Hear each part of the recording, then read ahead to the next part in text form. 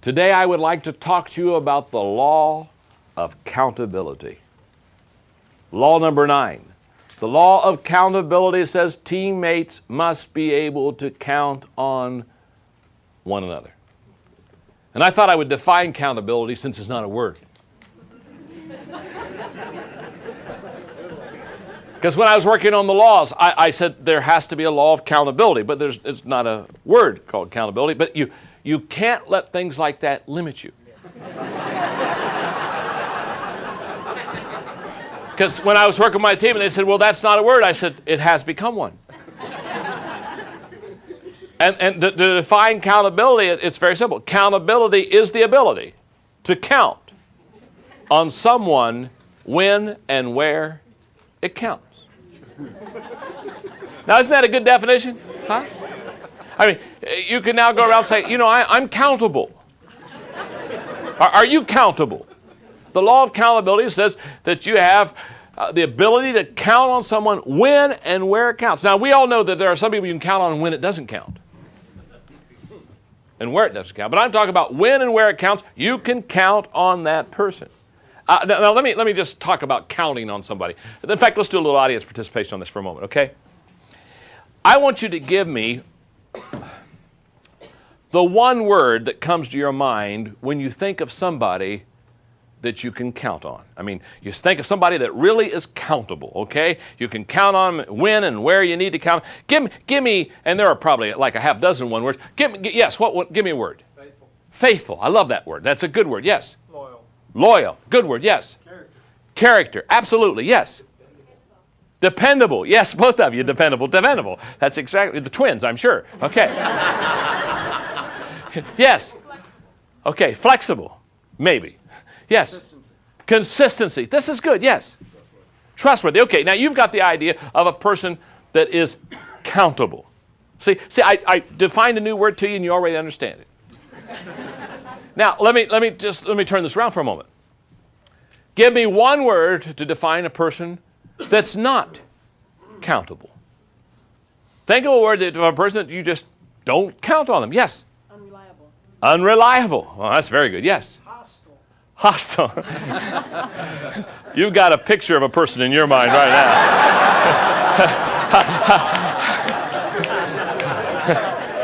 now. You need to take that picture and go home and have target practice, is what you need to do. Yes, clear up there. Selfish. You're good. Yes. Dishonest. What is it? Dishonest. Dishonest? Sure, you can't count on to be honest. Good. What? Maybe one. Yes, sir.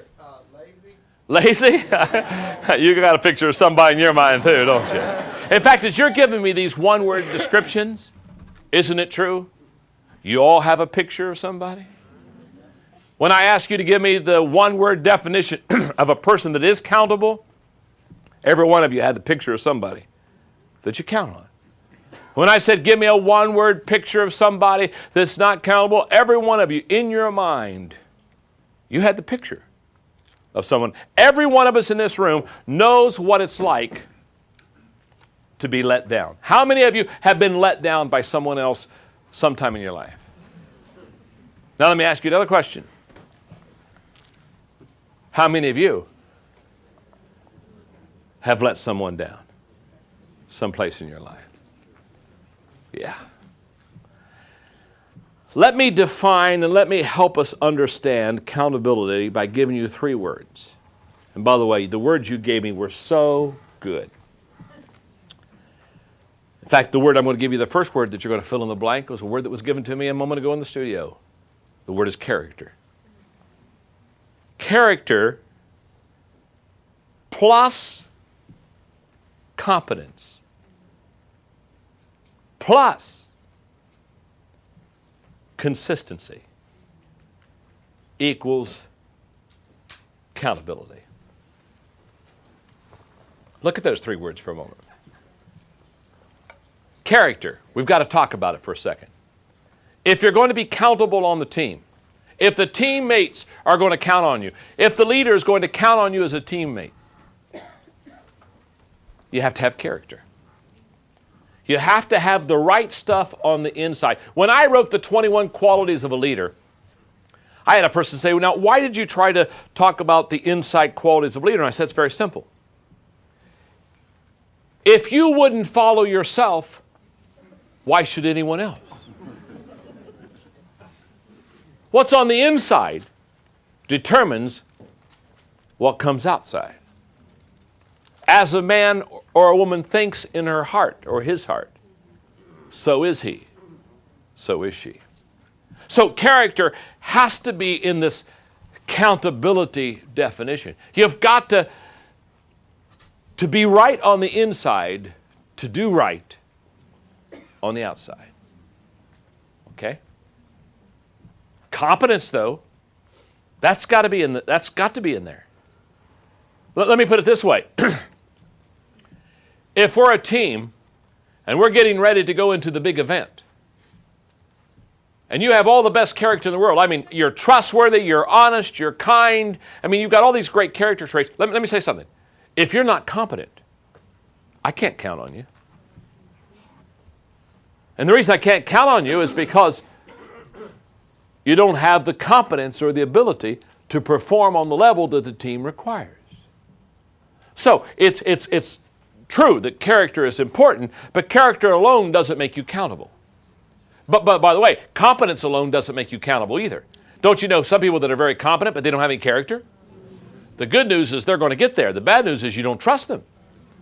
The good news is they're going to take the train and arrive. The bad news is you don't want to be on the train.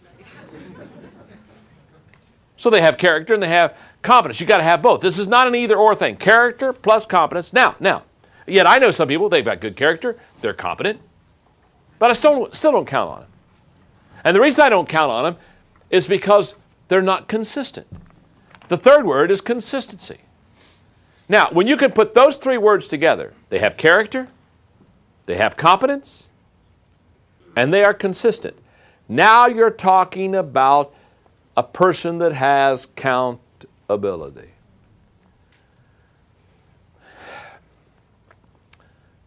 Earlier in one of the other training tapes on the teamwork laws, I referred very quickly and briefly to the law of the inner circle. That's a leadership law out of the 21 irrefutable laws of leadership. And that law of the inner circle basically says those closest to you determine the level of your success. Those closest around you. In other words, your success or failure very seldom is dependent upon all the people out there. It almost always is dependent upon the few people right here. Now, the reason I'm going back and talking briefly about the law of the inner circle is that when I think of accountability as far as a law of teamwork, here's what I want you to know. Every inner circle member that I have, it's only about a dozen, but every inner circle member that I have, of all the teamwork laws they have to be a 10 on, of all the teamwork laws they have to be a 10 on, let me tell you something right now. This is the law. I would not have an inner circle member that did not make a 10 on this law. I have to count on my inner circle people. If I question their character, they can't be on the inner circle. If they are incompetent, they cannot be on the inner circle. If they lack consistency, they cannot be on the inner circle because too much is going on and we have too many things to accomplish for me to somehow have an inner circle member that breaks the law of accountability. I want to encourage you. Time out just for a moment. I want to encourage you. When you go back to your team, when you go back to the inner circle, not the whole team, but the 2 or 3 people or the 5 or 6 people, those that are on your inner circle, those that are going to make you or break you, those that are closest to you, go back and ask this very simple question. Are they accountable? Do they have character? Are they competent? And then do they do both with consistency? If you can say yes to those 3 things, you have a potential inner circle member. If you say no to one of those 3, never let them on the inside. I promise you, if you have an inner circle member that is not accountable, it is only a matter of time until they'll hurt you. Coach Bill McCartney, who for many years was the football coach for the University of Colorado, later years has become the leader of the Promise Keepers movement across America. Coach Mack is a very good friend of mine, and he's a marvelous motivator. And one of the things I like to do when I'm with Coach a little bit is I like to talk to him about how he got the best out of his team. Because at the University of Colorado, when he was coach there, his team became number one in the nation. And so he had consistently winning good teams. And so a lot of times I'll say, Coach, talk to me about your team. And he said, John, one of the things I did one year, and so I asked him, how did you really get your players up for the big game? You know, when Colorado's playing Nebraska, when they're playing Oklahoma, the big games, how did you get your team up? He said one year, he said the week before we were to play Nebraska, which was our chief rival, and Nebraska usually dominated Colorado until Coach Mack went there. He said we were going to play at Nebraska, and I think University of Colorado maybe had never won at Nebraska, but it was a game of which kind of like a David and Goliath deal. So he said I took a football, and he said I gave it to every player on the team.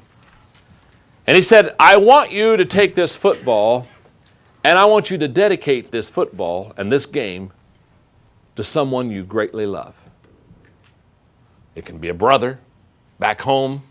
Maybe it's your mom. Maybe it's your high school coach. But somebody you greatly love and respect. He said, in fact, I want you to write him a letter. And he said, what I want you to do is I want you to write him a letter and say, I'm dedicating my play when we play Nebraska to you.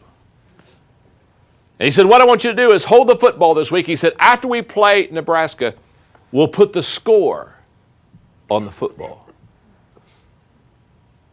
And that game, they defeated Nebraska soundly. And Coach told me, he said, John, I have no question the players played above their head because he said they became, here's the word, countable to somebody they respected and loved. In fact, he said many times before a big game, he said, I would go to a player and I would walk up to him and I'd say, let me ask you a question. What are you going to do in this game to help us win? And you know, he said the players are tempted to say, well, I'm going to work hard. I'm going to really play my best, coach. And he said, it's not enough. No, I'm not asking you if you're going to work hard. He said, I always expect that from my whole team. He said, what are you going to do in this game that'll help us win? Coach, I'm going to cause somebody to fumble. I'm going to recover a fumble. I'm going to intercept a pass. I'm going to run for a touchdown. I'm going to open the hole for the back. He said, I made every player tell me what specifically they were going to do in that game to bring a victory to us. And he said, when they spelled it out during the game, he said many times, he said, I'd go up to a player and say, do you remember what you said you're going to bring victory, help us bring victory? Yes. Have you done it yet? Have you done it yet? Tremendous teaching on being accountable. So here's the accountability test, because I love this statement. The highest compliment a leader can give a team member is to count on him or her. In other words, the highest compliment that somebody can ever give you is the fact that they look at you with great integrity and say, I'm counting on you. I'm counting on you. So, 3 questions, very simple. Is my character solid? I don't know. You're going to do this for yourself, between a 1 and a 10. 10 being you've got solid character. 1 being you're in trouble. Am I confident in my responsibilities? Am I consistent in my character and competence? And you know what? I would hope, you may not be there now, but I would hope I think to be accountable, you ought to be somewhere at least in the number 7 range on all 3 of those. And maybe you are today, maybe you aren't today. That isn't the issue. It's you got to start somewhere and take the accountability test. Let me illustrate it this way.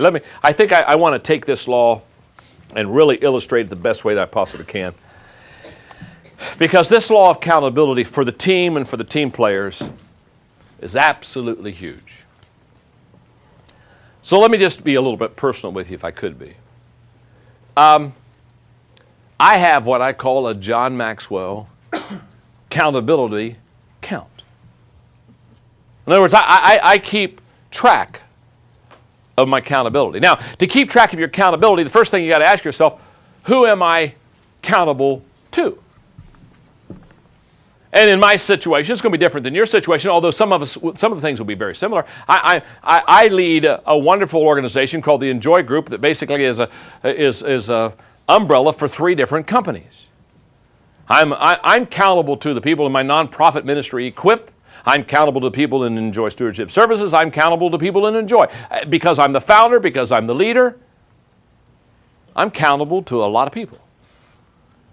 What I say, what I do, how I behave, major accountability.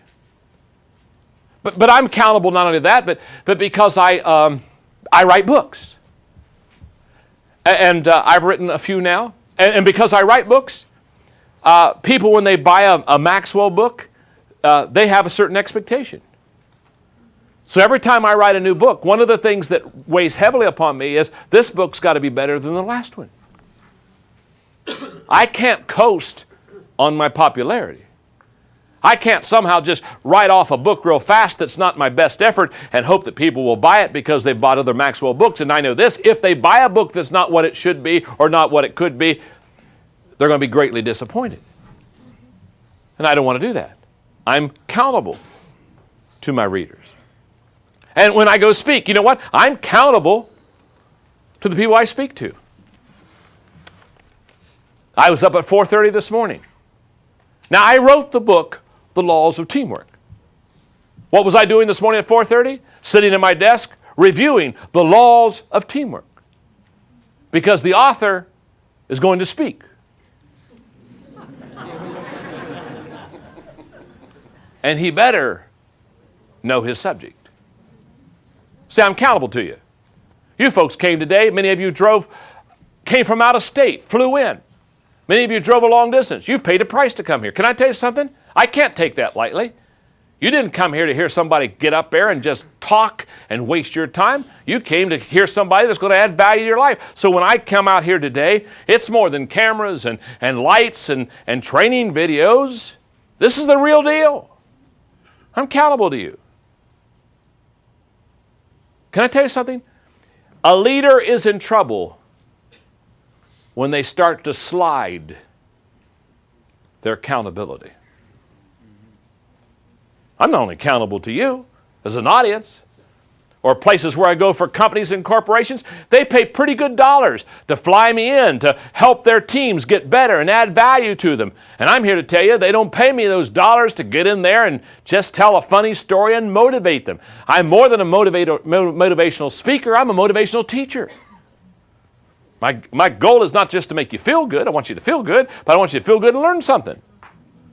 That's better than feeling bad and learning nothing. I'm accountable. When this day is over, you're going to say either this was a good day or this wasn't a good day. He either added value to me and took me to another level, or I should have done something else. I'm accountable. And when I get home,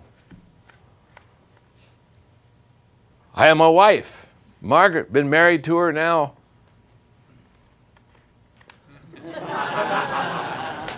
You're waiting, aren't you? 32 years plus. She's only 35.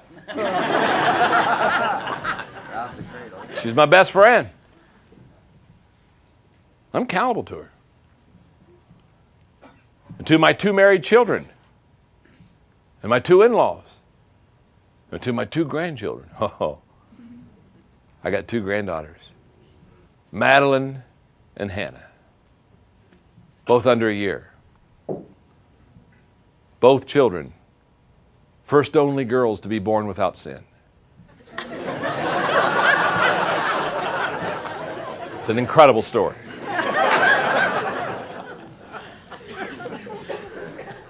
I'm accountable. And in fact, let me help you get this accountability thing really straightened out in your life. I'm going to define success for you. I think success can be easily defined this way. Those closest to me love and respect me the most. Now let me explain that to you, so just make sure you get it. This is simple. Late this afternoon, I'll go home. Margaret's my best friend. Can I tell you something? There's something wrong with me as a leader or as a team player. When people who don't know me well love and respect me more than those who know me well. So I want you to like me. You should. If you're discerning and have good taste.